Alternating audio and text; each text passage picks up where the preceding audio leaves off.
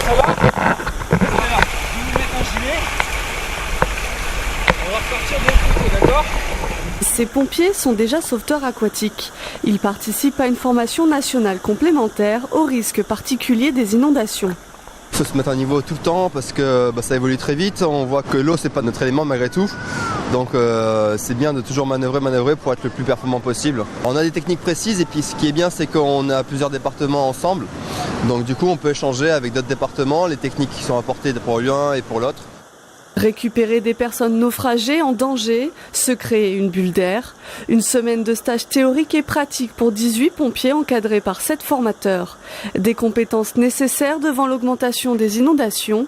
Le service départemental d'incendie et de secours des Yvelines a comptabilisé plus de 24% d'interventions supplémentaires entre les années 2017 et 2018. Le scaphandrier avant était principalement engagé dans du secours subaquatique, dans des secours en milieu d'eau. Aujourd'hui, avec le développement récurrent et permanent des inondations depuis une dizaine d'années, on est très fréquemment engagé en fait sur des secours d'inondation de surface. Le SDIS 78 organise 2 stages nationaux par an sur la base nautique de Cergy-Pontoise dans le Val d'Oise.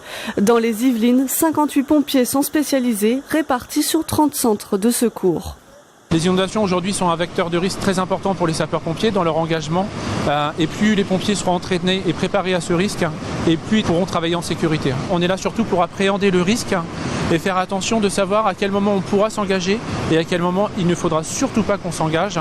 Et on essaiera de trouver un plan B pour porter assistance aux personnes qui sont bloquées.